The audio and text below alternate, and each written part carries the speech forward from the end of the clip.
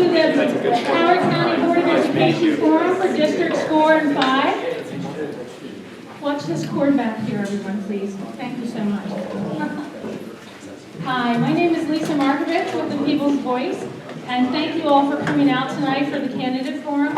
Thank you to the Miller Library and staff for helping us out here, and thank you so much to the Howard County Citizens Association, HCCA. They are co-sponsoring this forum with the People's Voice. The People's Voice is a civic and political organization, and we do endorsements on the ethics ballot. This is not an endorsement forum. You'll be getting our questionnaires in about a week or two. And HCCA only does civic work. We do a lot of that together, but they don't do political work, just FYI. And I also want to just thank the candidates so very much. I know how busy your campaign schedule is and how many events you all have to attend, so I really appreciate you coming here tonight. And I did get information from some candidates who could not come, who asked me to mention their regrets. Mike Shearer sent an email today saying that he had a family emergency today and could not attend. Jen Mallow is out of town and asked me to read a brief statement that she is very sorry to miss today, that her daughter had surgery out of state today, and that she is happy to answer questions that come from today's forum on our website.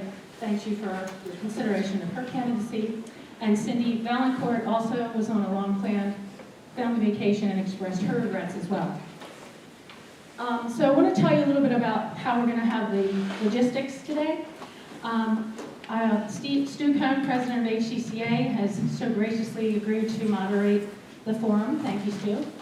And when I turn this over to him, we will be starting with each candidate will be giving a 2-minute introduction to the crowd. And we have our timekeeper here tonight, Paul Verchinsky, a board member of HCCA. He will be holding up a yellow card when you have 15 seconds left. And he will be holding up the red card for you to please stop. 2 minutes is up for your intro. And thereafter, there will be questions. There will be one question from the People's Voice and one question from HCCA, and then we will be taking questions from the audience.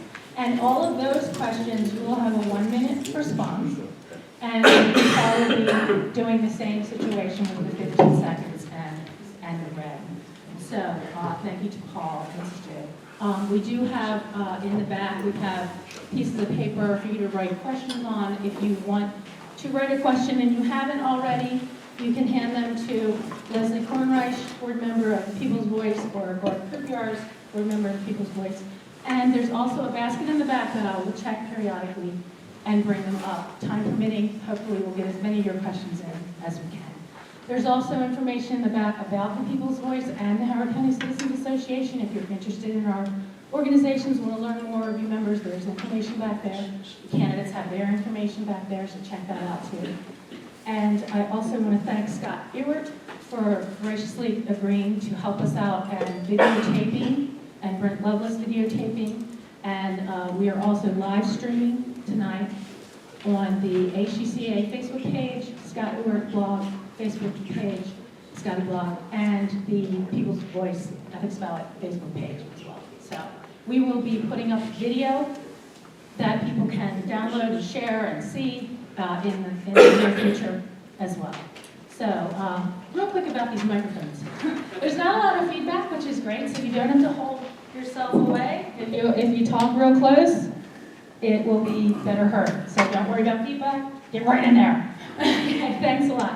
Stu, thanks again, and turning this over to Stu Cohn, president of HCCA. Thank you very much, Lisa. Appreciate it very much. I want to first of all say that the candidates here tonight, they're all winners. And they're all winners because they're here and they have passion. And I give every one of you credit for doing this, having courageous conviction. You all should be applauded.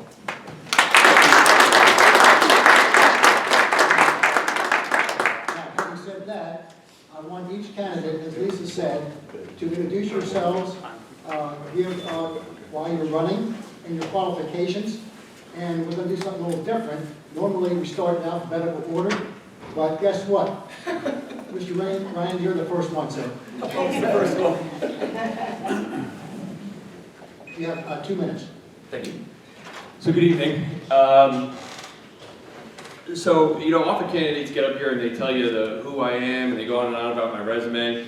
And I would encourage you to do research on each candidate, including myself. And the best way to do that is, for me, is to go to my website at electgeneryan.com. But I'm going to talk about the why real quick.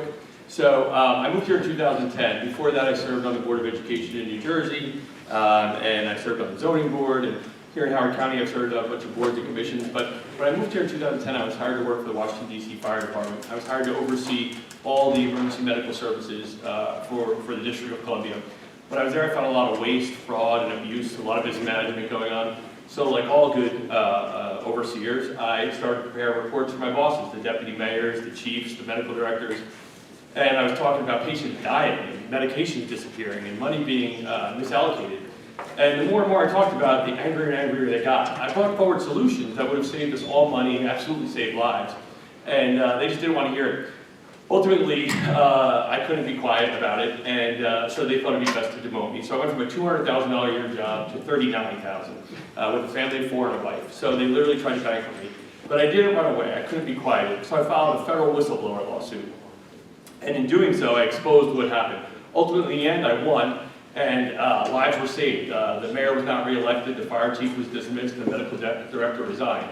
So the reason I do this, and the reason I share that story for you, is because we have one life to live, and I truly believe that we have to leave this world better than the way we found it. And I see my ability to do that here in the Board of Education. So I wanted to share with you some experiences I've had that speak to who I am as a person, because I think it's important that we all understand why each candidate is running, and hopefully that gives you some insight. Thank you. Keep going. Yes, please. Can you hear me? Okay, my name is Dr. Seth Raymond. Recall my name as far as pronouncing my name, it rhymes with Everybody Loves Raymond, without the D. So I am running because I have 3 young kids in the Howard County Public School System, and I want to help preserve and defend their right to great public education. I don't see education as a political topic to be discussed between the candidates. To me, public education is why I'm standing here today.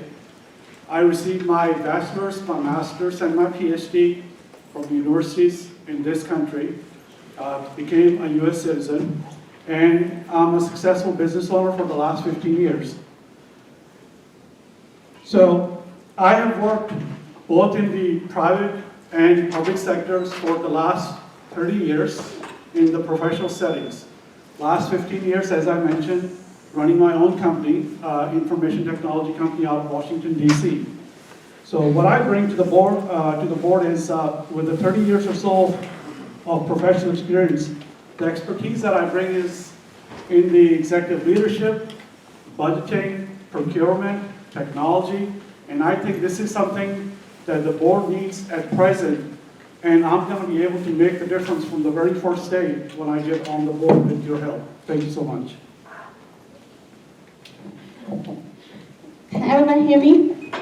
Good evening. Thank you for coming. My name is Yuan Lu. First name Y-U-N, last name L-U. If it's difficult to pronounce, you can just remember to vote for Lu.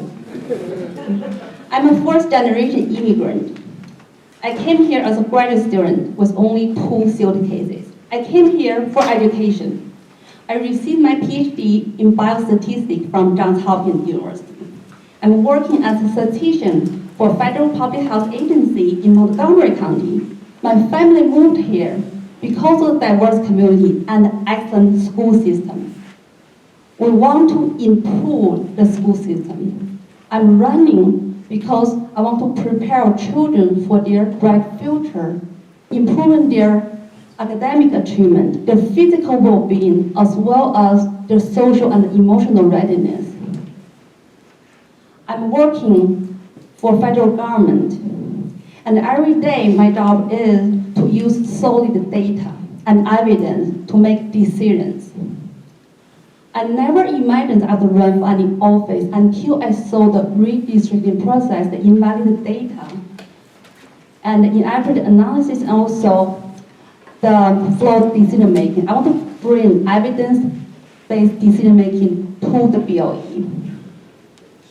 I also want to promote collaboration between County Council and BOE, because at my work, I work with other federal agencies.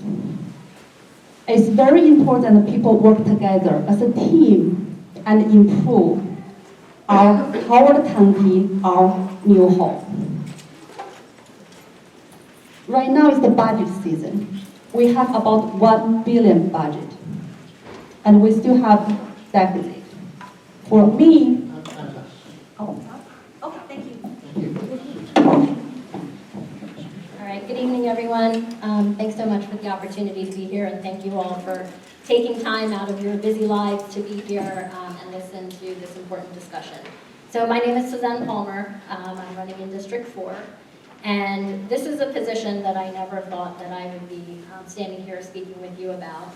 But the events of the past couple of years have really compelled me to run, and so that's why I'm here this evening. I am a lifetime resident of Howard County. My parents immigrated to this country and moved to Howard County so that their children could get an excellent education. I am the beneficiary of that Howard County public school system, great education. I'm the first one in my family that went to college. I went all the way to the University of Maryland for that.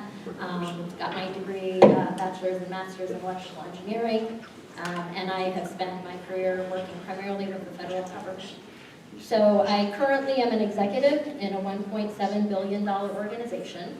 And what I saw in terms of not only the redistricting process, but the operations of the Board of Education, the approach to decision making, and quite frankly, what struck me was a lack of organizational leadership capability on the Board of Ed. So that's why I'm running. I've been in leadership for 20 years. I've been an executive for 6. I'm used to overseeing very large budgets, making difficult decisions and trade-offs when it comes to competing priorities in a resource-constrained environment. So those are some of the skills that, that I look forward to bringing to the Board of Education. And as far as some of the priorities that I would focus on, it would be starting with what some of the biggest challenges are, setting out a strategic agenda, looking at what our priorities are going to be, and then aligning our resources accordingly. So I look forward to continuing the discussion. Thank you. Technical. Thank you. It needs to be a little bit better in the back. So I'm trying to accommodate that in the past. A little adjustment.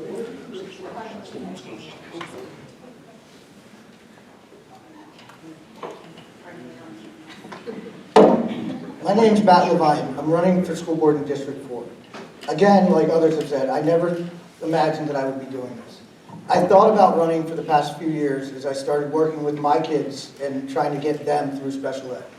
And I looked at our system and said, what is going on? We're completely ignoring our special ed kids. I myself have been dyslexic and have ADD and have struggled for years with it. If I didn't have the supports I had through school, which right now our students are not getting, I wouldn't be where I am right now. I wouldn't own a business, I wouldn't be managing hundreds of people and huge budgets. We need to start supporting our kids. What finally pushed me into it was when I watched how, after ignoring our special ed kids, they came out and pushed a plan that was not going to give equity to anyone and called it for equity. I watched how they ignored all of our citizens and said, I need to come out and I need to make a difference. I've always wanted to see how we can fix our programs, and I've started looking at it, and there is solutions that we have, and I'm going to help fix them. We need to look at all of our students, we need to fix our special ed program, and we need to come out and find solutions for redistricting that involve the community, that get support from the community, and that's what I plan to do.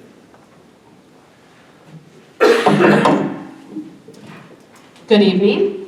My name is Kirsten Coombs, and first I want to thank HCCA and the People's Voice for co-hosting this tonight. And thank you to the Miller Library, an example of how education in Howard County is different from many other places where the library is a partner, a very close partner with the Howard County public school system.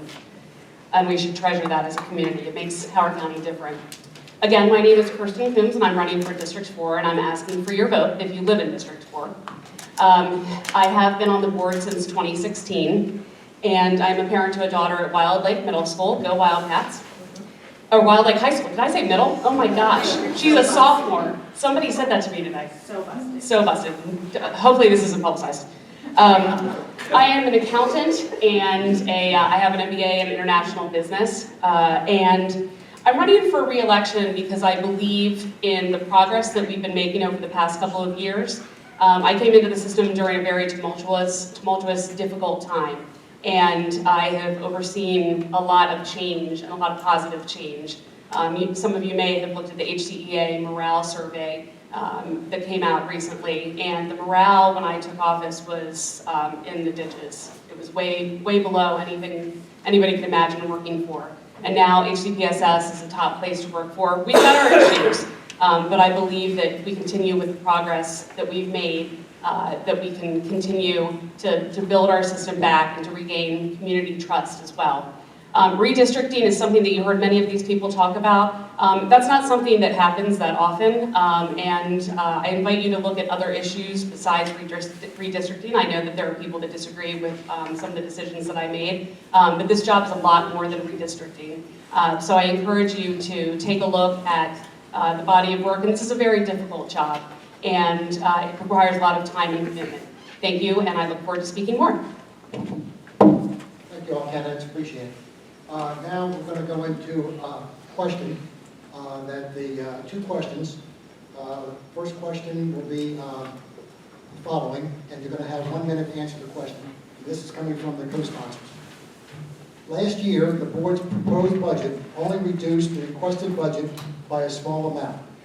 Hard choices had to be made when it came back from the county. The impacts were still being felt. Would you present an aspirational budget asking for all possible covered needs?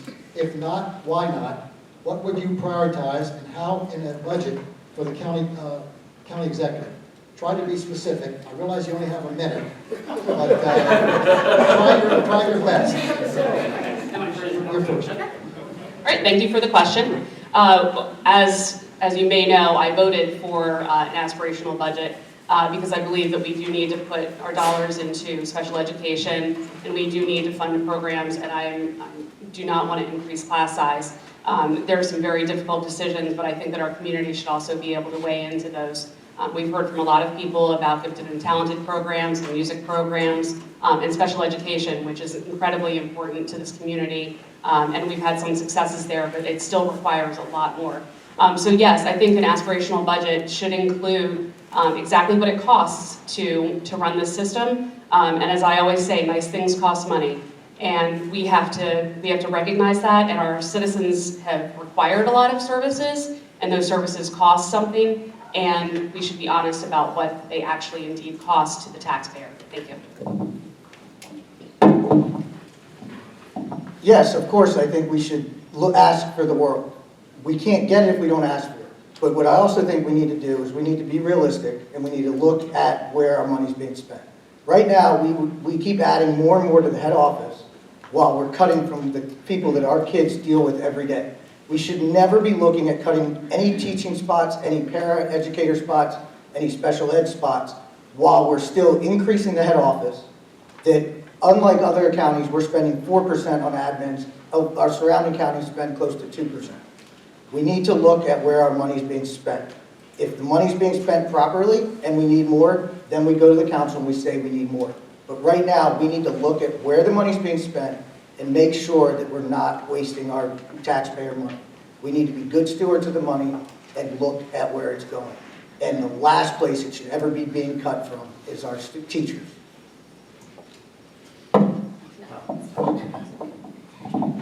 Okay, so I think I wouldn't call it an aspirational budget that includes everything in the kitchen sink. I think what we need to propose is a responsible budget.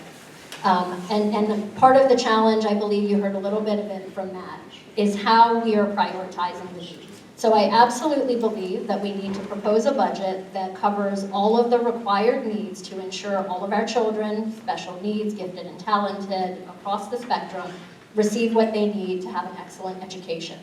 What I don't believe is that the over $15,000 a year that we spend per student today is being used responsibly. And so what I would like to do, rather than providing this, aspirational budget that has no basis in reality, I would like to start with what are the requirements, what are the priorities, and let's align the funding to those priorities.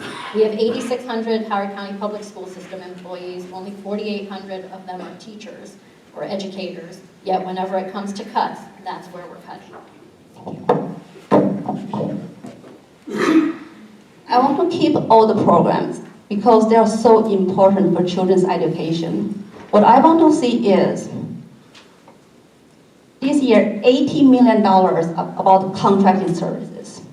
I want to look deeper into the data to see whether all the contracts provide best value for our school system or not.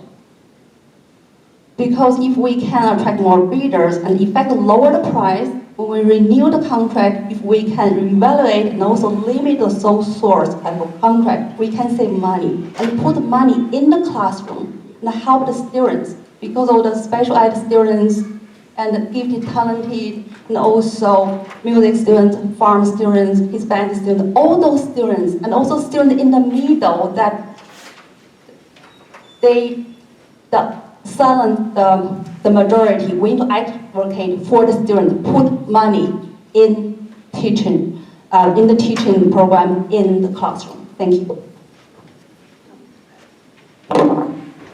So asking for everything that we need for the school system, I don't call that aspirational budget, but the way the budgeting process has been working at HCPSS, it leaves something to be desired as far as, are we leaving a lot of money on the table? Are we mismanaging the funds?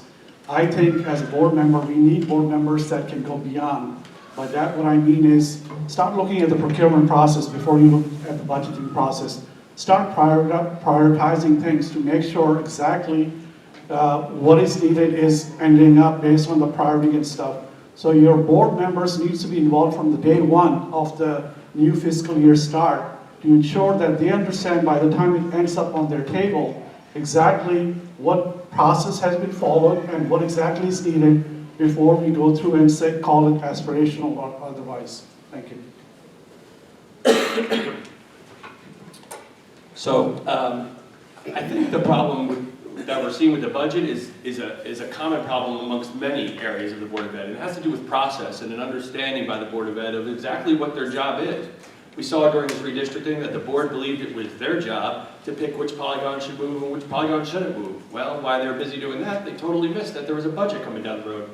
My experience has shown me on the Board of Education, I was at the county level, I was at the local level, I was at multiple levels, 125,000 children, billions of dollars. There's no way a Board of Ed should be expected to tell you exactly what line item we should cut. That's not our job. Our job is oversight. As Bill Gates once said, why would we hire great people and then tell them what to do, right? So it's about keeping your employees, your personnel accountable. If they're not delivering the responses you need, if they're not delivering the budget you need, if they're not identifying the efficiencies, then they're failing. Thank you. Thank you all. The next question is, what do you believe are the positives and negatives of the recent redistricting decision? Whether you are a current board member or a new candidate, what would you have done differently? Matt, we'll start with you. Well, I can say there wasn't many positives. I don't think many will disagree with that. As far as negatives, we completely ignored our community. We didn't look at the most important thing. We did surveys. All the surveys said capacity and distance. What we need to do is look at some of the ways that other counties do it. We need to take it, plan it far out, listen to community input, and work with it. We need to build a feeder system so that our kids aren't separated at every single school level, some of which in a feed as low as 5%. We need to look at the community input. When we put out a plan, we should have work sessions, let the community give us input, put out a new plan from that, do more community input, new plan, more community input, so that in the end, we have as many people as possible that are happy with the system.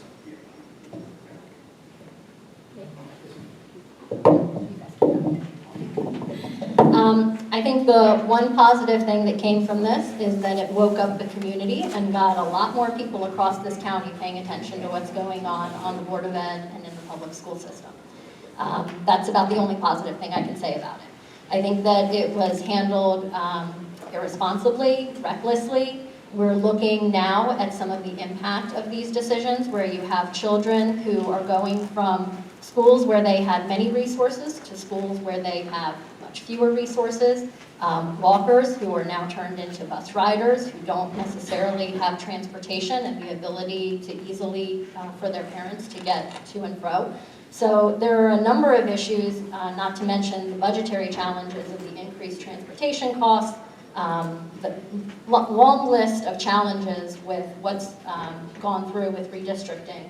But I think at the end of the day, what we need to do is go back and look at what are the problems that we're trying to address and come up with responsible solutions to address them. Thank you. Well, I agree with Susan that one of the positive things is the community got involved.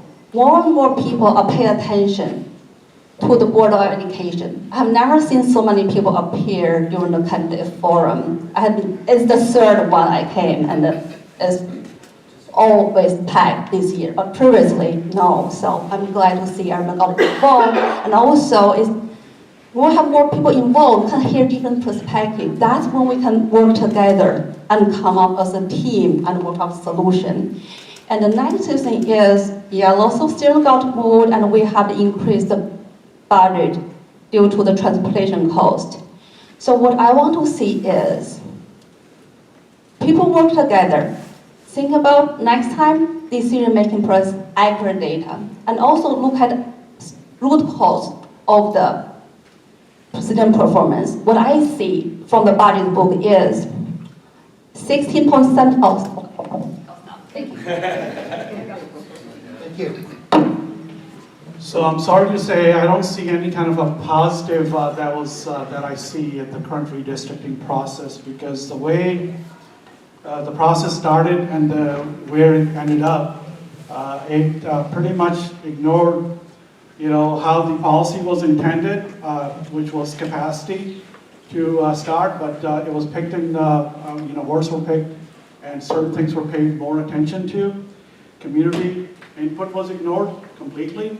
So the way I would do it differently is the very first thing, even though, somebody said that redistricting is just one of the things that the board member does, and it's not going to be often, but some of the things that are going on even at the delegate level, they're trying to push it on a regular basis. So to me is to fix the process first, to have a defined, transparent process with the neighborhood feeder model, to understand that every single time there is redistricting happens either for capacity or for a new school, that every parent knows exactly where their kid's going from kindergarten all the way to high school. Thank you. So the redistricting, yeah, that was something. So I guess the question begins with the question, right? Why did we redistrict? Nobody seems to know. No two people can agree. Was it capacity? Was it equity? Was it resources? Nobody knows. So how can you answer a question when you don't know the problem? So I think once again we back up to the board, right? What's the board's responsibility? The board's responsibility is to oversee great people and to make sure they have a clear vision and mission. In years past, the area attendance committee was appointed by board members, so it represented the community.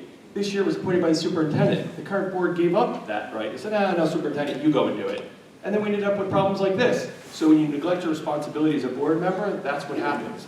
I believe they're the best of intentions, but their execution left a little bit to be desired.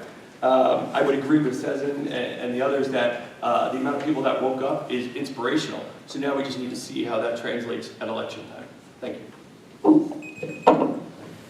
So a couple points. We started the redistricting process for capacity. That was what we were directed in terms of our discussions with our delegation. And to Mr. Ryan's point, the AAC was not chosen by the Board of Education before. It was actually selected by the previous superintendent in 2017. So that was similar. I do disagree with how it was formed, and I would like to change that, and I brought that up to my colleagues. Because I do think that should be changed. That's one of the positives that it brought out, is that we need to change the policy. Another positive is that it brought everybody out, although sometimes not everybody showed their best face, so that was one of the negatives. But we do need to redistrict for capacity, and that was the primary impetus of this. And to the idea that we didn't listen to the community, people said Laurelwood should, receive Maple Lawn students from Fulton. That didn't happen. So I seem to remember hearing, several hundred and reading several hundred testimonies about that. And so that was listened to. So there were things in the plan that never came to fruition. Thank you. Thank you all. Now we're going to go into the audience questions, and I got to tell you, I appreciate all of the questions from this audience. We're going to be here until probably about 1 a.m. I hope everybody stays. No, actually, we'll wrap up at 8:10 will be the last question. Okay? So the first question is, that's for you. This will be for you. What opportunities,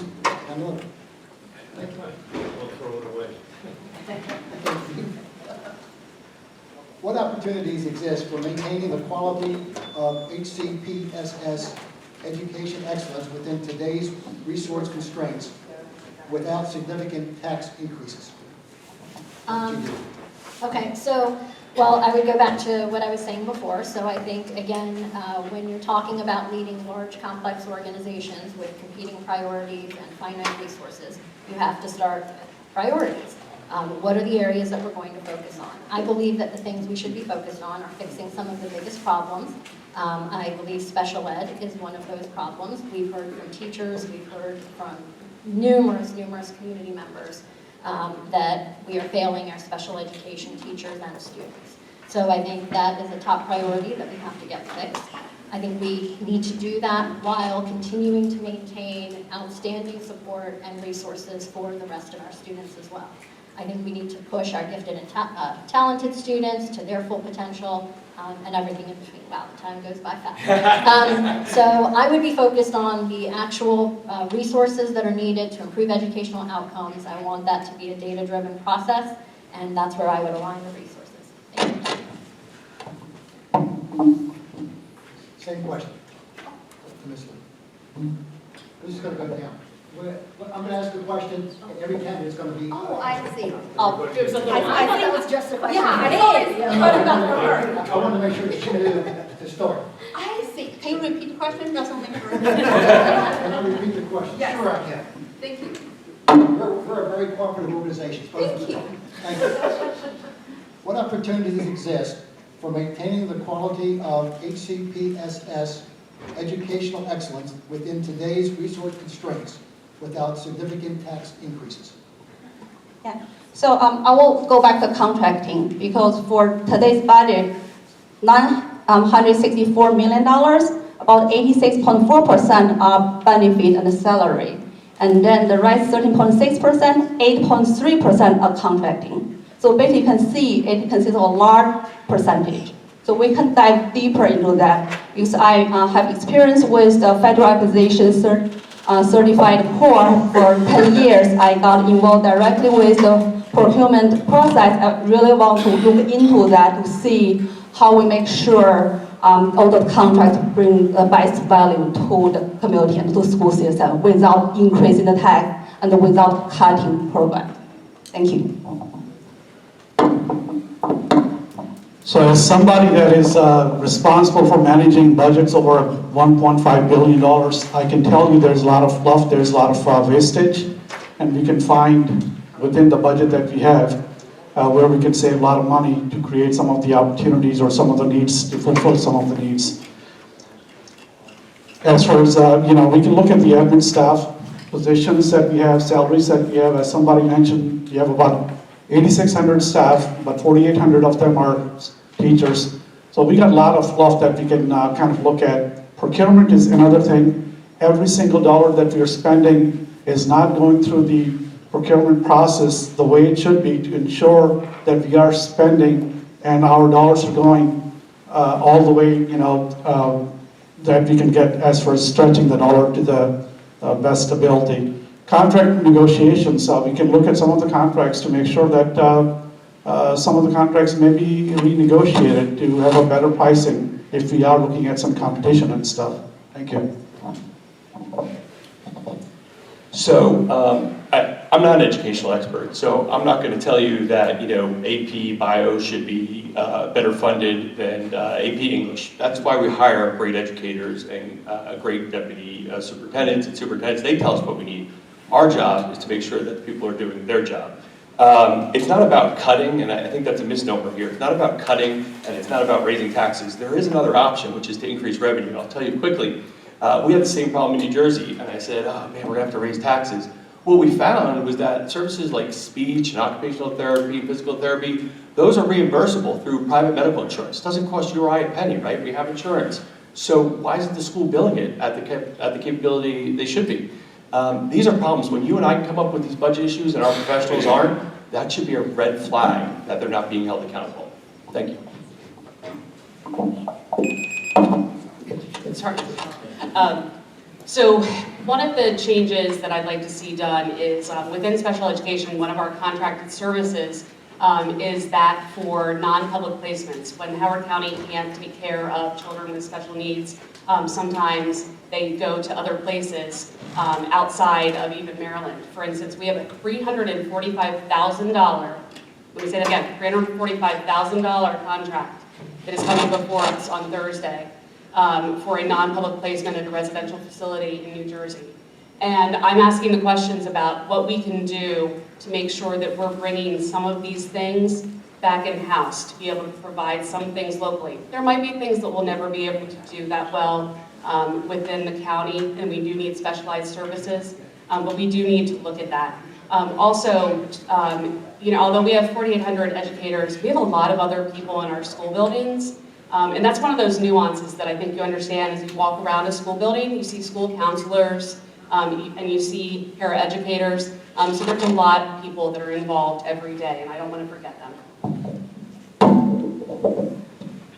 So, first of all, I don't think that we're going to have to raise taxes. I think we need to look at where we're spending, and we can provide a great program for our students. Right now, we're looking at adding to our head office, again, when we're cutting teachers. That's not what we need to do. We need to look at the programs, we need to get back to a zero budget, and we need to get to a budget that everyone can understand. I looked at Anne Arundel County's budget, and I could read it and understand exactly where they were moving teachers, where they were moving positions, everything. Anywhere that things moved was in the footnotes explaining it. I don't know how many people have looked at the budget for Howard County, but you need to be an accountant and a forensic accountant to understand it. How can we expect our citizens to make sure that any board members are doing their job and others if they can't understand it? We need to look at where the money's going so that we can make sure that our students, all of them, are getting the proper and fair education. Thank you. You're going to get this question.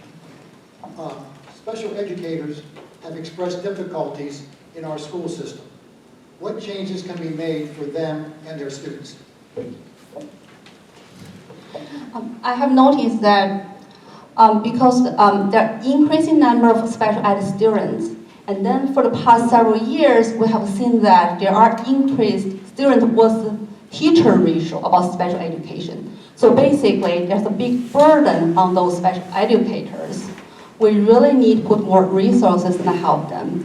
And also, I want the school system to promote education, early detection and early intervention, because early intervention really helps those special education students and also prevent their symptoms getting more severe in the long run. It can relieve the special education teachers' burden in the long run. I also want to see that the school system inform parents so they can be aware of these symptoms, so they can send their children to have early diagnosis.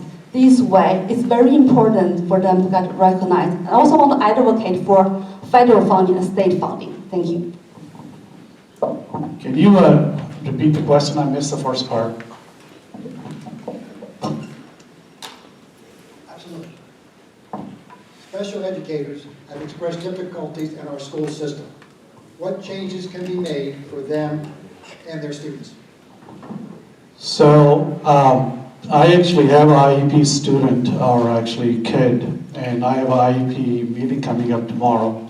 So I have first-hand experience with that, what I've seen from year to year, as far as when we start cutting the educators, how these services started affecting. I mean, first we went after paras, then we went after the educators, and then we started kind of diluting some of the skill sets that we have at the special educator level. So the best option is to ensure that they have all the resources that they need, and the classes sizes needs to be small, and to ensure that each and every child is able to get the attention that they need. But we can go beyond. I mean, I'm looking at, we need to do some out-of-box thinking. Start looking at some of the partnerships or collaboration efforts with some of the other organizations to see how we can work together collaboratively with the other organizations, with the school system, to ensure that we can, share the burden. Thank you. So special education is kind of my thing, right? So I love teachers, literally. My wife is a special educator, so I literally love teachers. But as well, my two children are in special ed, and before I had kids, that was my job in New Jersey. I was on a commission for special education. Early intervention is the key, right? We spend a lot of money because our children become frustrated because their needs aren't being met. They can't read, they can't do a whole host of things. So they start developing these secondary problems. And then it costs even more to adjust. And we end up having a lifetime of disability, when in fact, if we just did it right the first time through early intervention, our children would have better outcomes. There's plenty of data, which I can read numbers all day long to you, but the bottom line is that early intervention is the key. It's the most cost-effective way to do it. In Howard County, we've had an increase of 800 special ed students in the last 10 years. You know how many teachers we've increased? Zero. Zero new special educator positions. So I think that speaks volumes. I'll agree with Mr. Ryan. That is definitely a disturbing trend that we've increased the number of children that we're serving, but we haven't increased the number of educators. One issue is that some of our teaching, our temporary employees that assist in classrooms with our children with special needs sometimes only have a high school diploma, and we should be looking for a better education so that there is some more specialized help for our students with special needs. As I mentioned, also trying to do more in Howard County. I was at Limekiln recently, and they're trying to do a program for children that are high functioning and trying to do a half inclusion, half seclusion during the day, and trying to work out the supports. And evidently we managed to get somebody from Montgomery County to help with that, so that was good on our part. So we do need to invest, though, to give our special educators and our general educators more assistance, because any of these budget cuts that we're talking about will affect both general education and special education. So first of all, we need to fund our special ed. As it stands, we have 10% of our students have IEPs. Almost all our surrounding counties, it's higher. Why is it higher? Because in Howard County, they push back so much that we have students that need IEPs that aren't able to. I myself have fought for the last 2 years to get my son an IEP, and had, even though he's a year behind in reading, and told, oh, well, we're not sure if he's dyslexic. That's when the county finally decided to admit that dyslexia is a learning disability and exists. We need to take care of our students. We need to start early. It costs way more if we detect it late to get a student that is 3-4 years behind at that point up to speed. On top of the fact that it then takes away from them being able to behave. If a kid can't read, they're not going to behave in class, and then they're going to take away from the other students being able to. We need to fund our current students. We need to fund all of the IEP and special needs that we have. Okay, I think, this is one, and you've already heard it from a number of people. Early intervention is the key. Yet we have horror stories coming from parents of special needs children who have to hire attorneys, who have to fight the school system to get the supports their children need. Why is that? So that's, number one is let's get the children the resources they need. Number two is training. So you heard about the temporary employees and student assistants. So in the superintendent's aspirational budget that we were talking about before, he proposed a number of new positions for special education, but they were untrained student assistants. We know the answer, again. If you talk to the special education experts, it's Orton Gillingham. It's like the gold standard for special education training. Other counties in Maryland are doing it. Baltimore County has 600 educators that were trained in the last couple of years. Why is Howard County not doing that? So I think there are a number of solutions, and it's a matter of, again, prioritizing them and aligning the resources accordingly. Thank you. Thank you.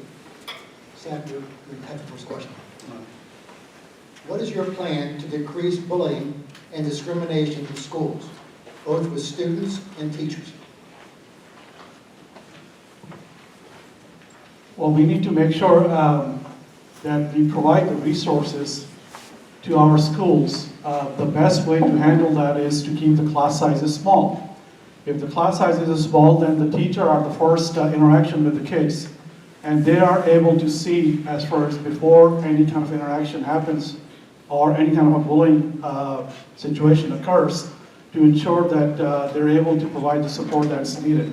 So that's where you get started. And other thing is to ensure that we are collecting the right data to provide the support to the school that may need that support. So that's where you get started. Thank you. Hello. So I just wanted to correct one thing that Scoom said, because any special ed parents listening were horrified to hear that your children are secluded half the day. That's not correct. We don't seclude special ed children half the day. That would be horrific. Bullying. So the most important thing is that the children remain safe, right? But the employees remain safe too, and that begins with mental health. So there's a lot of concentration on mental health in schools, and I haven't heard too much about mental health for teachers. My daughter's class at Limekiln, and I wrote this letter to the Board of Ed to bring it to their attention, is 36-1 with one teacher. 36 kids. Like, how about our teachers? Are they really able to keep track of what's going on in the school when you have that many kids in one class? I would argue they're not. It's also about identifying the root causation for the bullying, right? What's causing it? And when you're reducing the school budget, the superintendent tells you he needs X to do his job, and you say, nah, we're going to give you less because it's aspirational. That's a problem. So we need to give them the resources they deserve to succeed. Thank you. And perhaps I misspoke, but what I meant was inclusion versus being in general education versus being in special education only classes. As far as bullying, social emotional learning is very important. I'm really enjoying the circle time that children are doing now in our schools, where some of it's self-directed, where they might come back from recess and they talk about something that might have happened on the playground. And so we're giving some space to children, and some of that it might be about something with homework that they're all frustrated with, or something in regard to personal relationships. But giving that space to children and talking some of that out to some degree can be helpful before things escalate further. As far as bullying, it's a problem with our children. And adults sometimes, I think we've all witnessed over the past year, there's been bullying at the adult level, and I think we all need to model better behavior for our children. Thank you. So as everyone said, we need to look at the problem. Howard County has a bullying problem. The numbers don't look at it, but we're the only county, when you look at all the state from the online bullying, that has the highest by tenfold of supposed false positives. I can't believe that. I feel, looking at our county, that folks don't want to admit that there's a problem. And all of us know the first step is to admit it. We need to look at the problem. We need to bring in counselors. We need to have more mental health for our students, for our teachers, for all of our staff. As others have said, we need to model what we want our students to do. We all saw bullying. We've read about bullying, both, in the schools and above that. If we don't attack and admit there's a problem, we won't be able to solve it. So I agree, and actually the statistic that Matt was just talking about in terms of the number of supposed false reports is astounding. I believe that this comes down to accountability, and you're going to hear that as a theme from me in the public school system. So I want to see the accountability for the schools, for whatever the problem is, starting from the top. So we have to hold our leaders accountable. As Jean said before, the Board of Education's responsibility is to ensure that we're meeting the needs of every child. And where there are incidents of bullying, we need to be honest about it, we need to be transparent about it, and we need to get to the root cause of it and address the issue, not sweep it under the rug.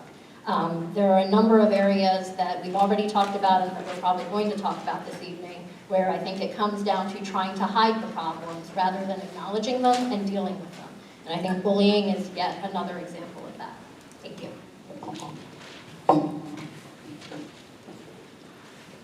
Bullying is part of the mental health issue and also about the social emotional readiness of the students. Sometimes the students, when they see someone who is different, they look different, they think different, they behave differently. That can be one reason of bullying. So we need to encourage the student to be more inclusive and welcoming people that are different from them.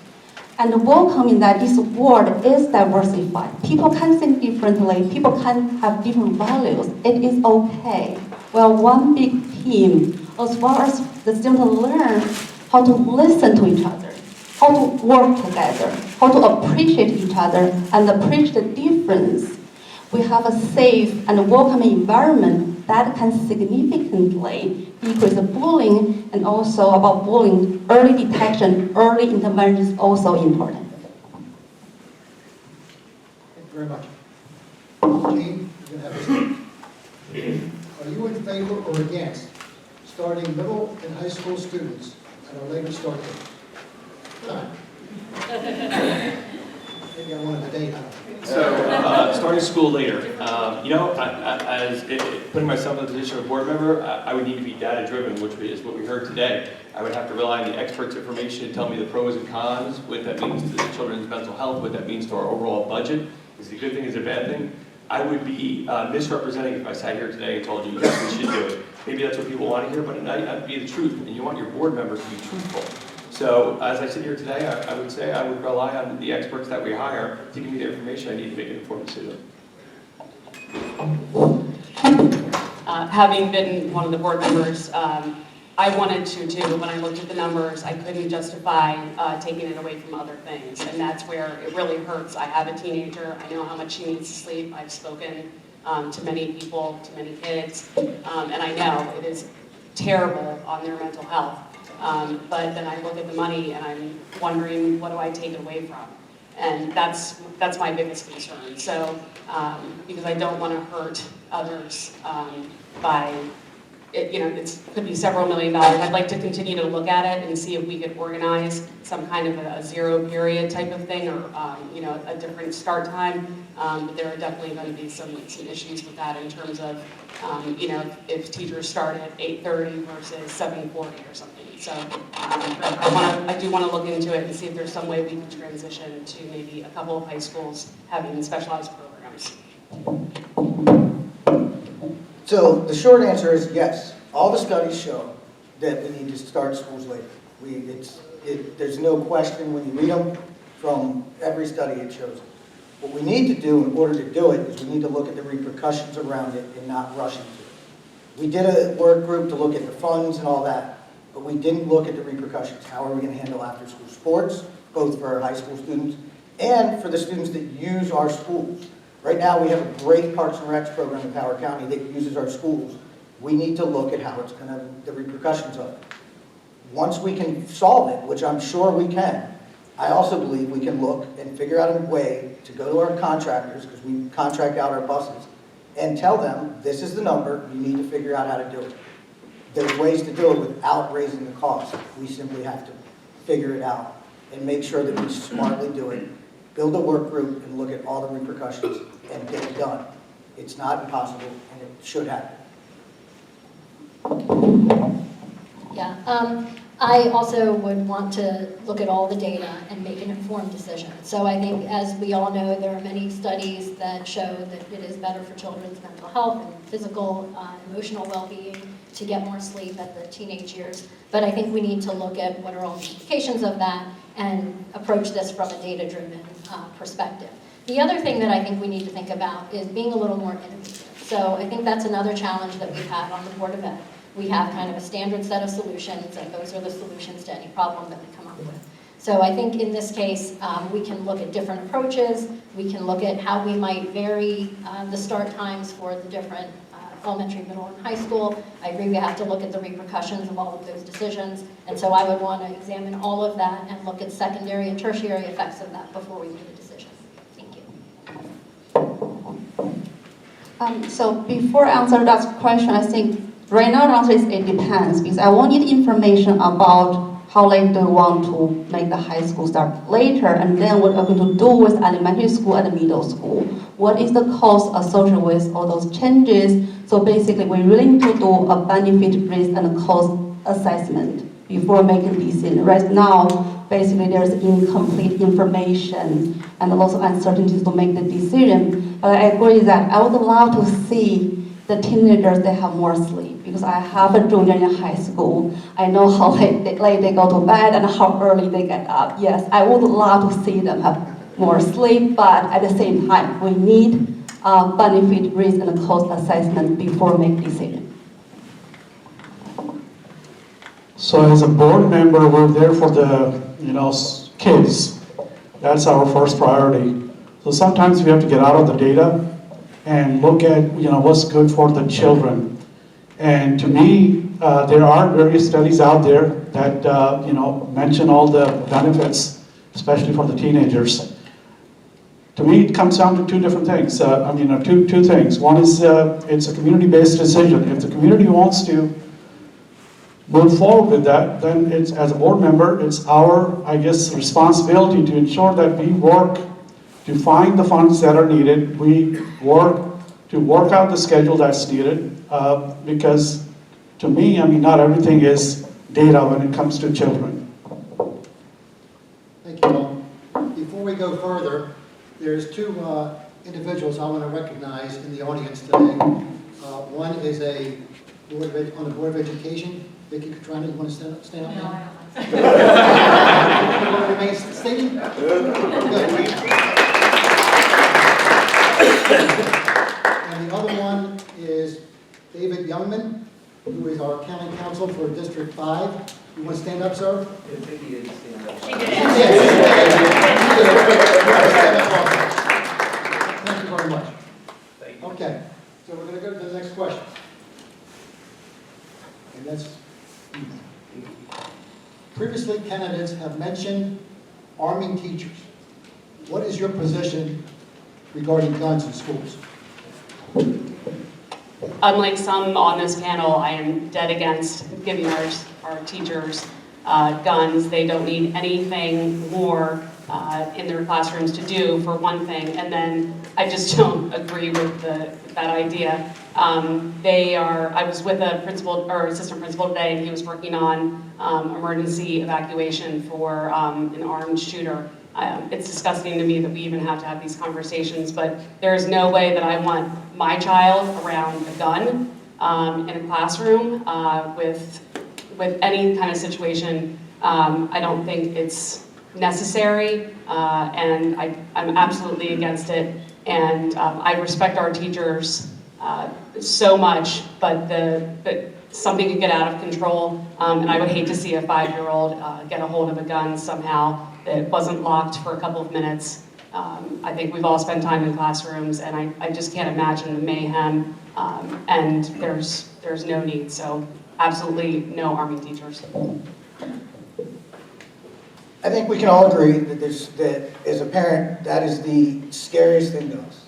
I sat and watched the news from Sandy Hook and from others, and I am the worry-wart parent between me and my wife. I think that we need to look at safety issues. We haven't even considered it looking at some of the systems that other schools, districts use. When we're building High School 13, we need to look at what we can build in to make it safer. We also need to look at mental health. We all know that the kids these days are under a lot of stress, more so than any of us were as kids, and we need to make sure that they have the mental health supports and that things are reported. Every time that we see issues, it comes down to, oh, I'm not surprised with that, Steve. We need to make it no longer a stigma if you need mental health support, whether you're a teacher, a student, any community member, so that we no longer have to worry about things like this. Yeah, I agree. This is a conversation that we have often in my household. I have an 11-year-old who every time there's a lockdown drill comes home and starts asking me questions about what would happen if somebody came into the school with a gun, what would happen. My husband's a Marine, so he has certain opinions, and so we often debate this in our family. And interestingly enough, I talk about innovative solutions. I asked my 11-year-old, what would you think about this? And he was like, no, I don't think the teachers should have guns, but there should be one in the school somewhere that a principal or somebody can get if they need to. So I thought that was an interesting thing to consider. Generally, I think that all of us who have children are deeply fearful of something like that happening. And so I think it's important that we look at all of the options to increase the physical security of our schools. I don't think that every teacher carrying a gun is a good idea. That said, I don't think that we should completely dismiss the idea of any kind of physical security on school grounds by trained professionals. So when I think about this scenario, I'm thinking about what's the benefit of teachers carrying guns versus the risk. I see lots of risks because now you have guns in front of children. What if children they have control of guns, and also teaching need to be at a very safe and relaxing and comforting environment. When children they see guns, what do they feel?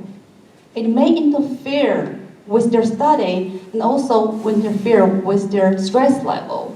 So I see lots of risks. Now what's the benefit? Safety. Is there any other alternatives? I do see alternatives. So we can increase the security at the entrance. We can do more screening about the visitors without having those teachers carrying guns. So I really think for me the answer is no, because the risk obviously outweigh benefits and there are alternatives to increase safety. So with the current environment, we do need to focus on safety of our children, but I guess my take on that is if we kind of look at other things, the resource officers, instead of arming the teacher, have the resource officer that are trained to not only handle the guns, but be able to, I guess, talk to the kids at all levels in school system. Physical security, we have worked from the last couple of years ago. There's a lot of measures that all the schools took that, kind of help that. Mental resources that somebody mentioned, keeping class sizes small to ensure that if there's any issues that, security-wise, that the teacher can recognize that at the earliest. So some of those things can negate the necessity for teachers to carry the guns.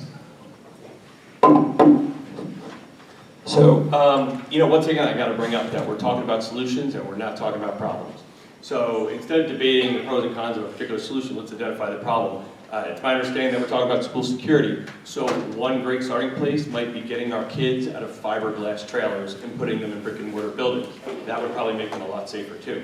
But I have a unique perspective, not only on the school board, but as a public safety person. So at age 11, I went to Friendly's restaurant in New Jersey with my family. A man was angry at the world. He walked in and started shooting the restaurant up. So I was actually in an active shooter situation before that was even a known thing.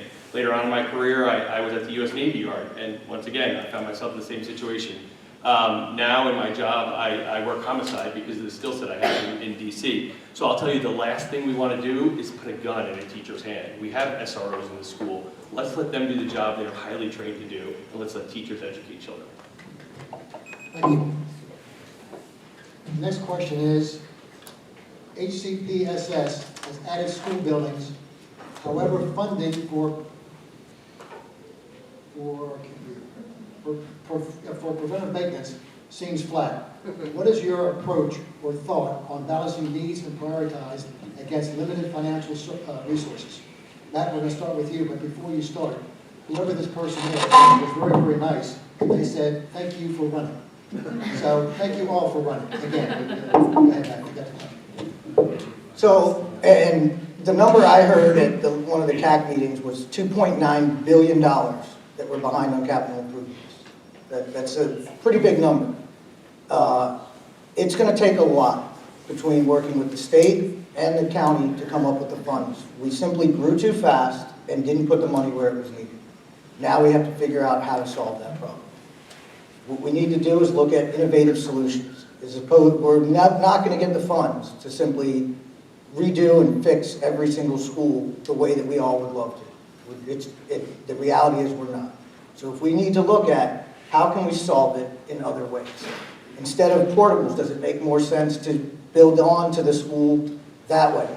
Instead of taking the school out, do we have to rebuild it and figure out if we can put a second story on it? There's innovative solutions, and we're in an extremely intelligent county. We can work with our community and find solutions. Yeah, so I think that, once again, this is an issue, and it's similar to some of the issues that we have in terms of not having enough capacity in our schools. We are not effectively communicating our needs, in my view.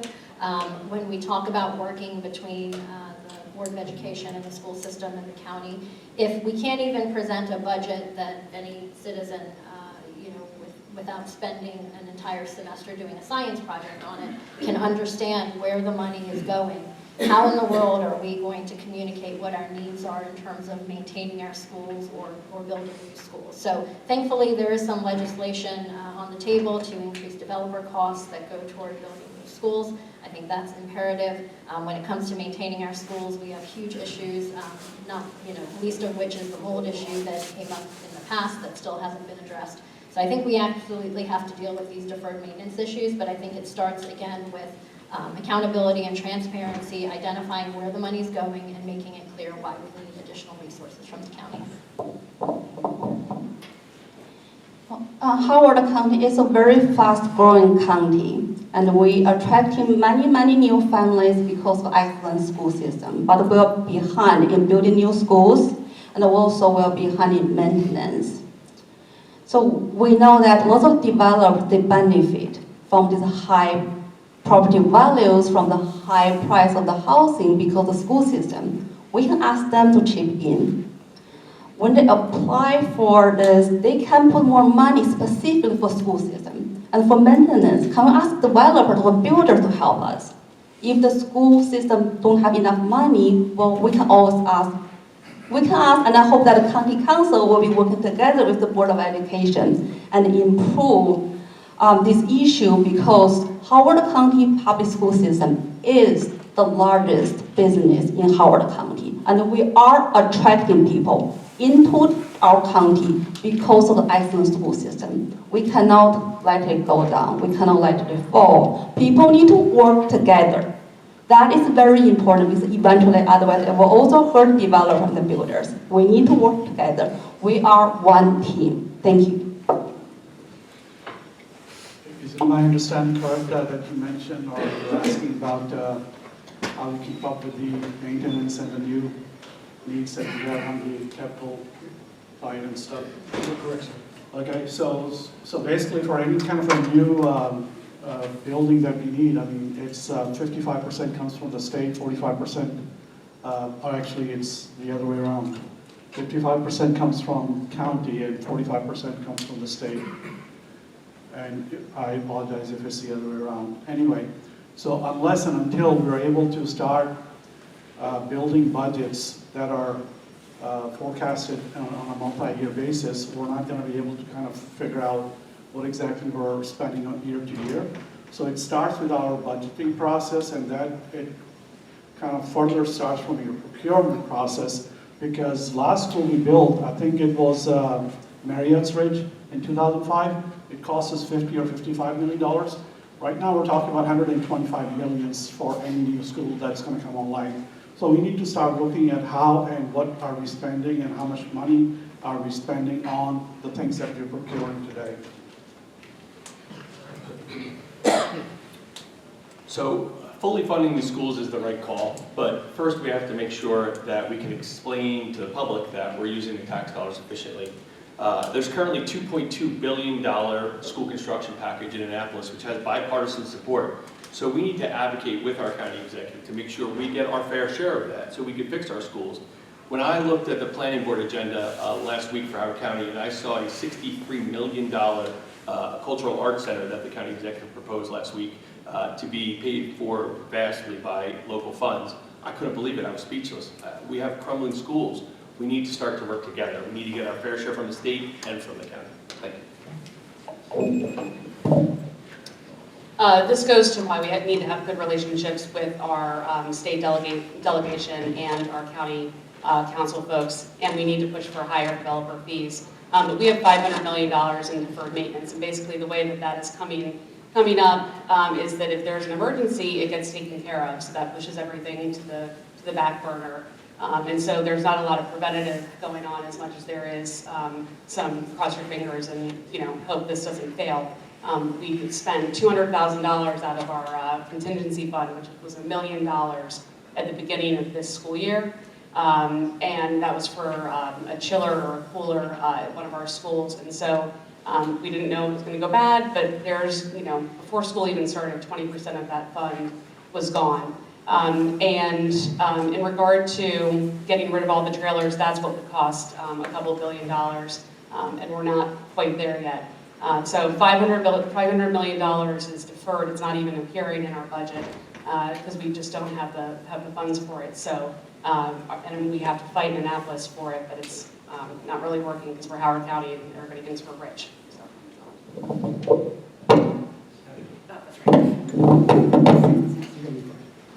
Okay.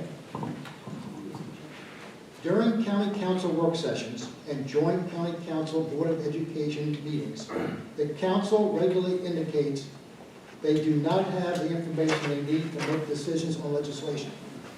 Give an example of a data information gap that exists in HCPSS and explain what you think the role of the BOE is to fill that gap.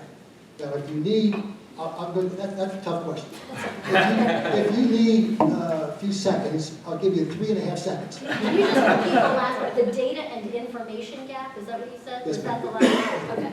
Terrific, thank you. Yeah, I actually think I could talk about this one for 15 minutes. So I think, a shining example of this is everything that we've witnessed for the last several months in terms of the data that was used in the redistricting decisions. So many of us watched those work sessions in person or on, live stream. And I don't know about you, I was horrified by what I saw in terms of the data being used and the reliability of the data and the accuracy of the data. So often there were decisions and discussions being had about data that later on was proven to be incorrect. The way we use dated data in today's day and age, I work in a technical organization. We rely on data for pretty much everything that we do. And looking at the Board of Education and the lack of real competent data analytics that are being used, I think one of the things that really needs to change is that the board needs to have an independent group that provides direct data analysis to the board as an independent group. Thank you. One data and information gap I can see is the projected enrollment data for students.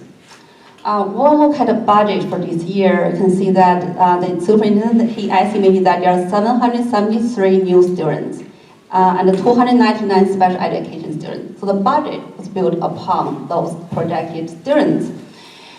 However, the projection may not be accurate, especially when we look at every polygons, because there are new development.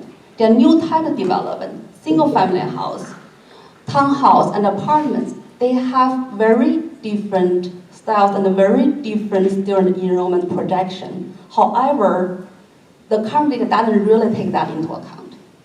We look at every school, but not by polygon. So we really need to have more accurate data about student enrollment projection by polygon, by development type. That is very important for the budget planning. So with some of the things that have happened recently, I've actually lost all the confidence in the data that is provided by the various different departments or folks to the BOE. To me, it's a leadership issue. We need to create some accountability for the supervisor for any kind of data or any decision that's being done based on that data. So we need to start there so he can, trickle down to ensure that the right personnel or the right system or whatever the case may be is utilized, because it's not the board's job to drill down all the way to, get the right data. So that's where I would start. So one of my degrees is in public administration. I remember very clearly during one of the classes, and you've probably all heard this, the professor said, garbage in, garbage out, right? So that is only as good as the quality of that which we receive. What strikes me here is when I was on the Board of Ed in New Jersey, it was operating much differently. The Board of Ed's job is oversight, right? So you have the community, me and you, and the Board of Ed answers to us, and then the superintendent answers to them. Here it seems to be a little different. I watched a meeting recently where a board member wanted to get some data from superintendent, and she wasn't allowed to do that. She had to make a motion, and then the board didn't agree, so she didn't get the data. How are board members making decisions when they can't even get the data? So I think it begins at the board, right? As a board member, your responsibility to the community, not to the superintendent and not to your fellow board members. So if you need data, you need to do more than just talk about it. You need to insist you get it. Thank you. I think Dr. Liu's point, I was thinking about that in terms of apartment yields. We have very different types of communities in Howard County, and we really need to be looking at the individual styles and the demographics that go into them to determine better yields for the projections, because there are definitely big differences across the county, and that really interferes with our projection abilities. The other thing is we need to get better systems. The system that they're using in the Office of School Planning is not supported. It's Foxpro. If you don't know what that is, you don't want to. So some of these systems are really limited and outdated, and it's hard coming from private business where you could get the latest and greatest kind of systems to using these outdated kind of programs where we're not focused on procuring good systems for that type of thing. So Ms. Catroni and I have been asking for some of that information, but on the you do need 4 people to demand data, because it's we're not individual members. Thank you. So as most have said up here, I'm going to keep the stream going, and yeah, our data for the redistricting was abysmal. I mean, it was incorrect, it was outdated, and it took 3 days for them to do something that I sat during the meeting when it was brought up and did on my iPad in Excel. I wish I could say this was the first time I saw it, but I also watched the redistricting in 2017, and it was the same thing. The data was wrong, and we decided to keep going. Fast forward to 2019, the data was wrong. The first work session, Dr. Wu and others said the data's wrong, and then they said, okay, well, we're going to keep going. We need correct data. We need to be able to have it. There's no reason why, when the school board is standing up there working on something and says to our Office of School Planning, what about this, that they need 3 days to come up with data, not in this day and age, not when you can do it on your phone faster. Thank you all. Dr. Liu, where do you stand on Kerwin Commission recommendations and funding tax increases? Well, I'm against this tax increase, and I can see it's $4 billion annually. That's a big impact on the community. So I really think if we want to help the students, because the intention is to help disadvantaged students and help the group, we can look deeper into the root cause of the issue. For example, in Howard County, we have been talking about graduation rate. But when I look at the data, I saw that it's because a large proportion of students, they drop out. For Hispanic students, class of 2018, 16.75% of them drop out. How can we prevent the dropout? How can we improve this? Because if we only put money in So basically, we really need to look into that root cause and talk with the families to see what's preventing them from finishing the school. I would love to get some money without any accountability. I mean, if more money was the answer, we are number 4 in Maryland. Baltimore City is number 1 per student spending. So they should have been the best school system in Maryland.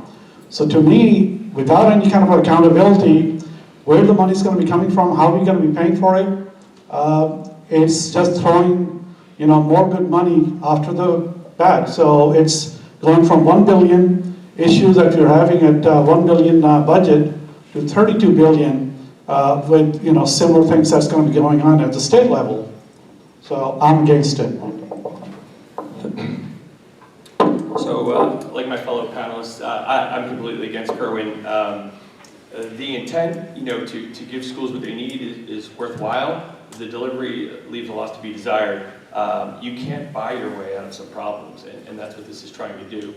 Like I mentioned earlier, we have to fully fund our schools, but first we have to make sure we're spending our money efficiently. I keep on hearing data-driven, but yeah, it's right. We have to be data-driven, right? So what's the outcome metric? What are you trying to achieve? Just greater graduation rates? Our graduation rates in Howard County have dropped steadily year after year, but we're paying more. So you're getting less and paying more. It doesn't make much sense. So we need to have real outcomes. So yeah, like I said,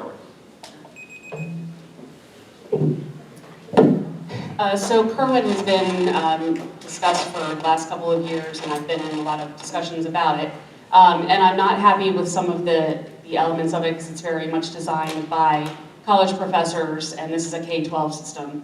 And some of their requirements are not necessarily informed by K-12 education. But one thing that I do have concerns about is the accountability. That there's going to be a few people that are like five to seven people that are going to basically kind of take away the community power over individual local systems. And I have a big problem with that being centralized at the state level. We've fought for local control, and Kerwin seems to take that away from us.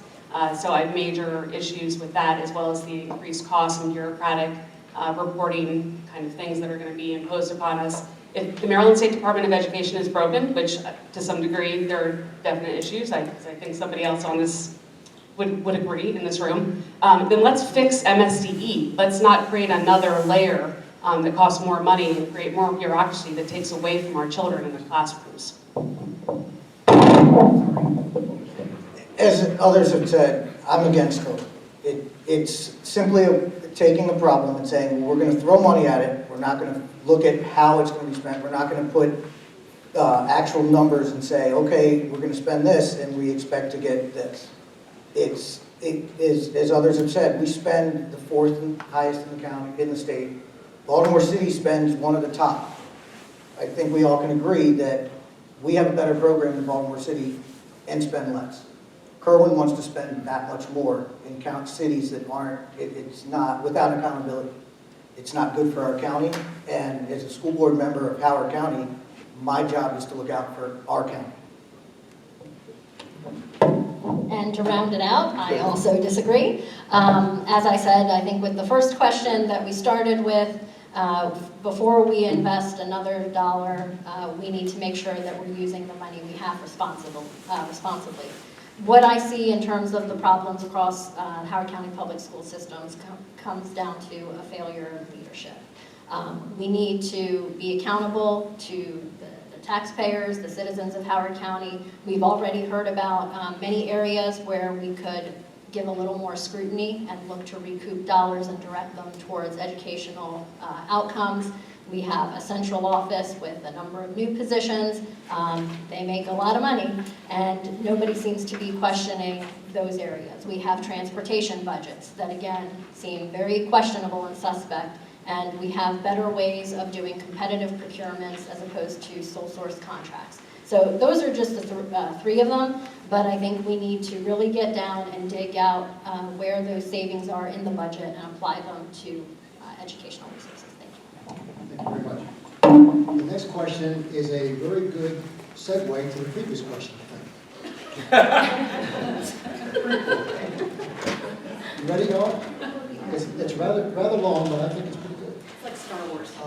The state legislation consistently introduces and passes legislation that encourages on the Board of Ed's authority and responsibilities. How do you plan to partner with your counterparts in Annapolis while simultaneously demonstrating that the BOE deserves the community's trust and does not need Annapolis to dictate how it governs? HCBSS. Thank you very much. Seth, you got it. Oh, me? Okay, Yes, sir. sorry. That's okay. Okay, to me, it's simple. They need to stay in their lane. So we need, like somebody said, leadership at the board level to tell them that.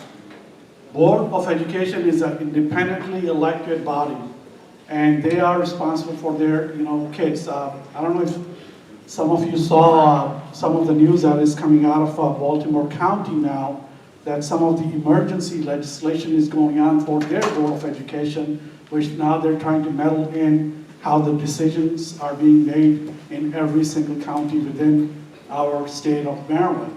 So to me, we need to step up, we need to, push and push hard to make sure that they're not meddling in our school board decisions.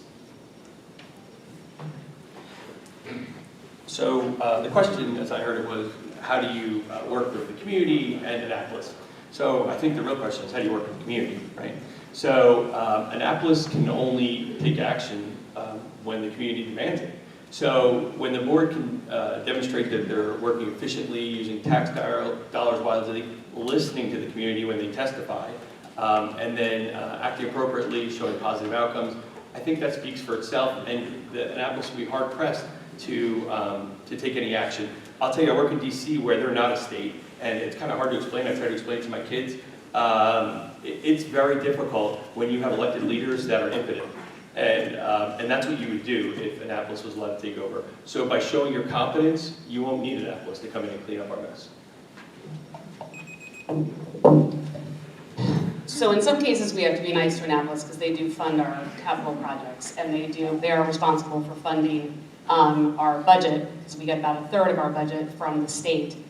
So we do need to be conscious of that. But I have fought against several of the bills that have gone through our delegation this most recent time with Delegate Feldmark and Delegate Hill's reporting requirements. We already do a lot of the reporting, and I don't want to see more bureaucracy put upon our staff that we're missing people because of all these frozen positions. So trying to provide more of that is going to be more difficult and take away again from the classroom. Local control, we are elected by our local boards, like by our local communities, and like I said with the Kerwin bill, I have a big problem with there being that much state supervision that could take away more local control. I think it's simple. We work with the community. The community elects everyone that represents them, whether they're at the county level, state level, or national level. And if the community is happy with the way that the school system is running, then their elected officials in Annapolis will see that, or they won't be reelected. What we need to keep is our local control. We have one of the top school districts in the country. And I think anyone in Annapolis, when they see us working correctly, working with a proper budget that we've worked out, listening to our community, that they will be hard pressed to come in and try to step on our feet and still get reelected. Our system needs to work smoothly so that Annapolis sees that and says, all right, let's leave it alone, or let's clone it in other counties. So I agree that it starts with competence and demonstrating competence in order to ensure that we are viewed as a competent organization in the Board of Education and in Howard County. But I also think it's about relationships. Any of these positions, that's, again, I keep coming back to leadership. But it's about demonstrating leadership, building those relationships, and working to influence the lawmakers in Annapolis by understanding what our situation is, what the challenges are. Again, demonstrating that we are using our funds and our responsibilities in a way that is beneficial to the community. So what I would focus on is, of course, working closely with the community and ensuring that we're serving the needs of Howard County, but also working to influence our lawmakers and make sure they understand our needs.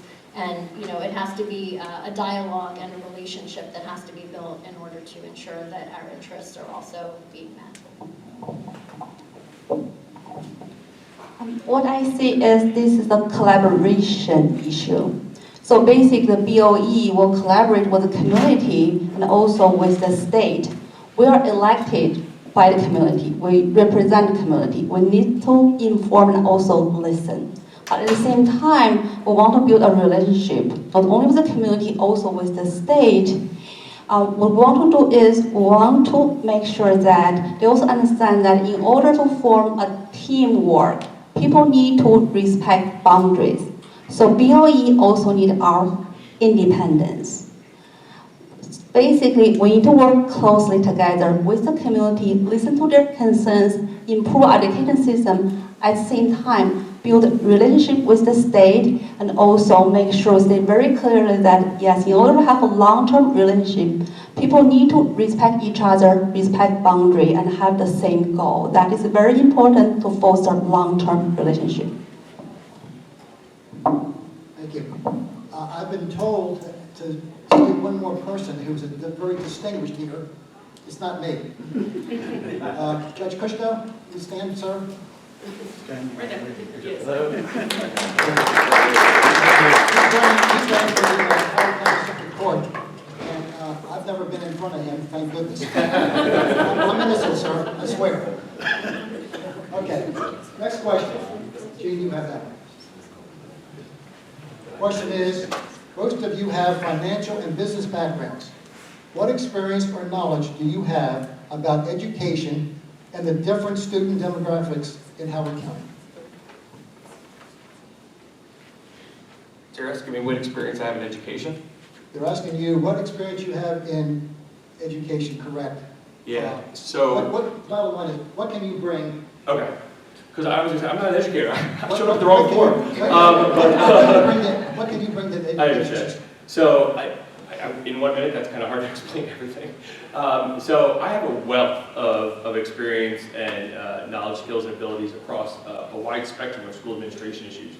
I think the takeaway here is that if you picture the school system with transportation, IT, special education being airplanes, right, we don't need any more pilots. We got pilots. We should be hiring the right pilots. We need air traffic controllers. We need somebody up here that can watch all the planes and make sure they don't crash into each other.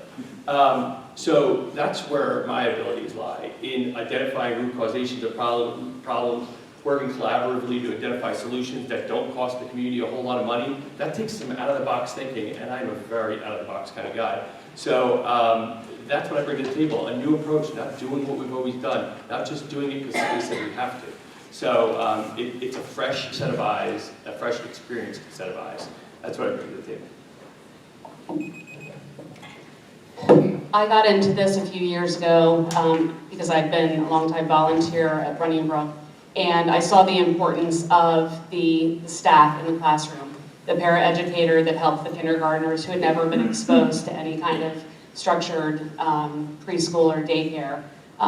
That school is about 50% free and reduced meals, and I saw how disparate the outcomes could be if we didn't invest early in those. And so I always remember those times of being a volunteer and helping out children that had never had exposure to their letters. And that drives me at my core to try to bring all of our children to get that great experience that my daughter has been able to get at her schools, Running Brook and Wild Lake Middle and Wild Lake High.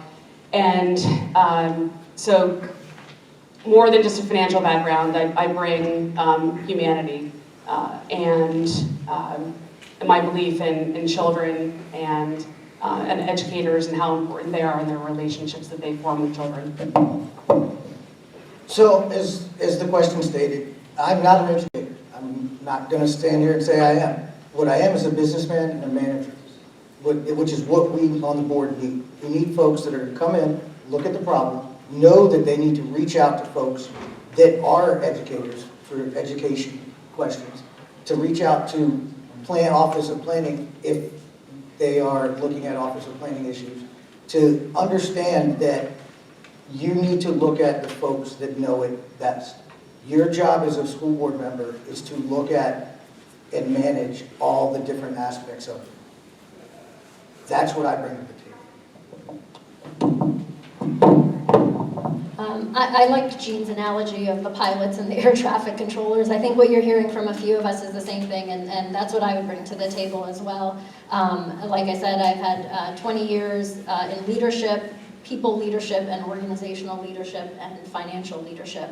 And I think the root cause of many of the issues that we're facing are leadership issues. So we need to start with the problems, understand the cause of the problems and decompose those, and look at different solutions. Get input from the community, look at data, understand the spectrum of possibilities of solutions, and ask more questions rather than coming in with a preconceived solution in the beginning. So I think that's been one of the big challenges. I know how to build relationships. I know how to lead in an inspirational and subservient way to the people that we are supporting, and that's the citizens of Howard County, and I don't believe that that is what our current Board of Education has been doing. So that's what I would bring, and that's what I would focus on. Well, I am an educator. I teach mathematics on Sundays at Howard County Chinese School. I came from a family of educators. I also have 2 school-age children. So when I first moved here 8 years ago, my daughter, she was a kindergartner. So I volunteer at the school every week. So I see a lot happening in schools. I really enjoyed working with children. So I can bring the perspective from a mother, a teacher, and also a public servant because I work in the public health field. I see lots of similarities between public health and public education. In public health, we say protecting health, saving lives, millions of times. And here in public education, we are protecting children, improving education, thousands of the time. So I hope I've used my expertise in statistics, look at data, make decisions based on solid data and solid evidence to help making decisions at the BOE. Thank you. $1 billion budget, 77 schools, 59,000 kids, 8,600 staff, the largest employer in Howard County. So if we are to succeed as a community, as a school system to continue on thriving, we must change the status quo of how and what type of people we elect.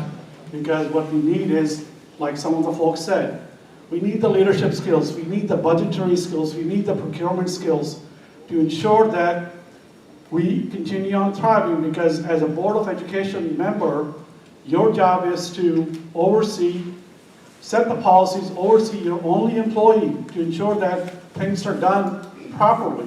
So for that, you need a different set of skills. And with me coming with a 30 years plus professional experience, 15 years, running my own company that's been recognized twice by Inc. 500 as the fastest growing company in the United States, I bring the budgeting, procurement, and leadership experience to make sure we make the difference. Thank you. Thank you all. We're going to wrap it up in a minute or two. Okay. And then we have a couple of announcements, so we would appreciate you all staying just for another 3 hours. So, Christine, you're going to go first, and we have 1 minute for any closing statements you'd like to make. Again, thank you for coming. I am pretty loud, but thank you all for coming tonight. Thank you for being engaged in this. I'm asking for your vote because I've made a lot of progress on this board. I've seen a lot of transparency. For instance, sole source contracts have been brought up a few times tonight. We get those separately now so that we can approve them and understand why they're sole source. So we've brought a lot in our tenure to improving and making a difference. We've saved the money. We've saved a lot of money in special ed. I also bring to the table the relationships that I've built over the past couple of years, bipartisan relationships. Whether you're a Democrat or a Republican, our children are the most important things that we have to offer. And watching out for them is an incredible honor And I hope to continue doing that and working with the community and working with our elected officials and working with our wonderful educators in our buildings. So thank you and have a good night. Again, I'd like to thank our hosts and all of you for coming out, for caring for our kids. You know, that's the most important thing. We all sit up here and, you know, we can answer all kinds of questions, but in the end, the bottom line is our kids. I am asking for your vote for District 4 for school board to allow me to come up and use my management skills, my business skills, and my understanding of our special ed programs and special ed needs to help our children succeed. Thank you. So I think that if you believe that our Board of Education and our public school system is headed in a good direction and on a positive trajectory, then you should probably vote for an incumbent. I am not of that opinion. I believe that we're headed in the wrong direction. The way I see decisions being made are not the way that any leader of a successful organization would suggest they should be made. So I'm running, I have no political aspirations. I am running solely because I think that we can do better, and I think that our children deserve better, and I think that our citizens and taxpayers deserve better.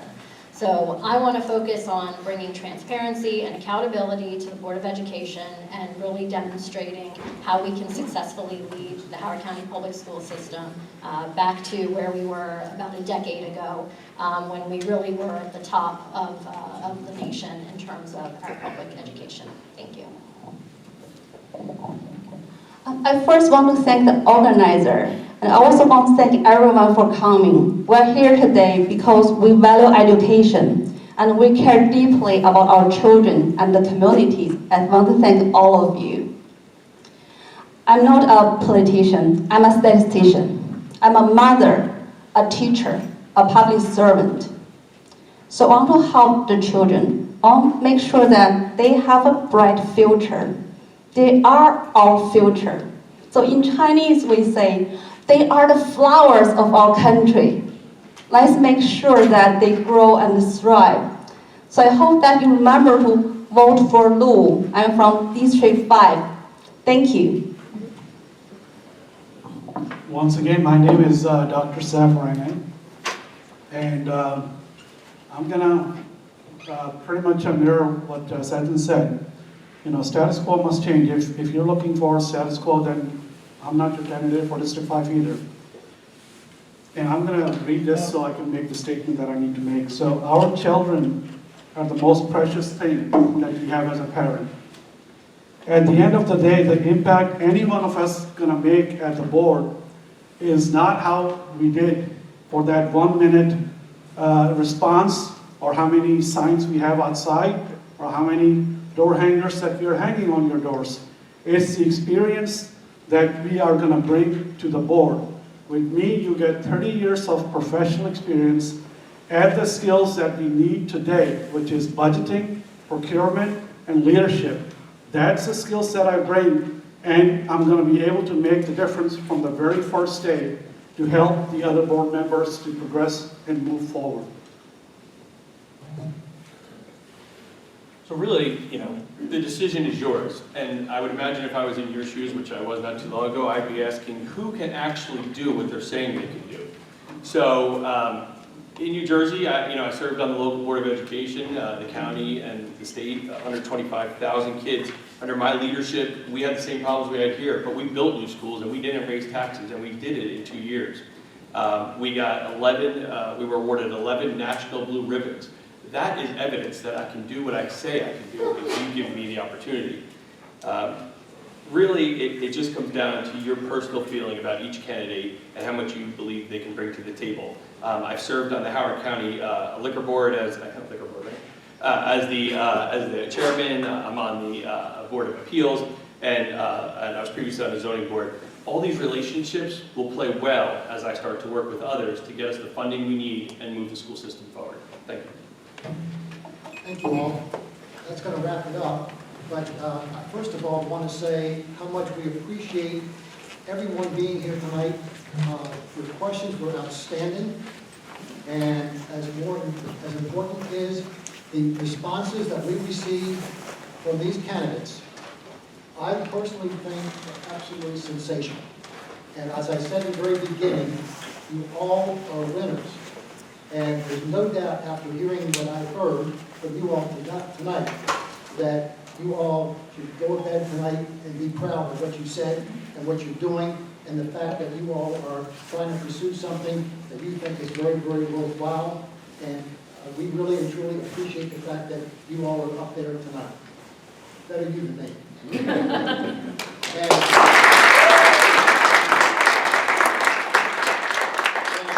couple other little announcements. Just so you know, the People's Voice, you can go on their website at ethicsballots.com, and starting tomorrow, you'll see an announcement that they're having a future event on the 19th of March. I think you all are marking on your calendars. And it's a meet and greet at the Hawthorne Center. So go on their website and you can see exactly what they're all about, and perhaps you might want to join, etc. Now, as far as Howard County Citizens Association is concerned, we have some membership forms out there. It's only $5,000,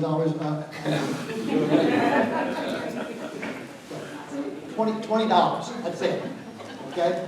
And then we have some brochures, and you can best believe we do a lot of things in this county, and quite frankly, we're very proud. We're very, very involved in a lot of things. And our website is howardcountyhcca.org. If you have nothing better to do when you get home, you can look at a fantastic, I think, film that we did a few years ago, 31 minutes. It's all about downtown Columbia, but we're about all of Howard County. We work with the west, east, south, north, everywhere. And we're very, very proud of what we do. So maybe you'll consider, and we also will have an annual meeting. We have an HCCA annual meeting. This year's going to be in June. Don't have the date yet, but already County Executive Ball has committed, and we're very pleased with that. And it'll be the announcement will also be on our website. We have a listserv. You don't even have to be a member, paid member for that. So you can go on our website, howardcountyhcca.org. You can Google, and anyway, I think it's worthwhile cost. But Lisa, you want to say a few words? And again, I want to say how terrific you people are. Fabulous. I really mean that. So. Thank you, Stu. Thanks for moderating. And thanks again to everyone for coming. Tomorrow night, we're having a forum with the same exact setup for the District 1, 2, and 3 candidates at the Elbridge Library, same time. And I also just want to let everybody know that we will be posting video of tonight. We did live stream tonight, but we're also going to have video and publicizing links on social media and on the websites when that's ready to give you a link for that. So thanks again. Thanks, everyone.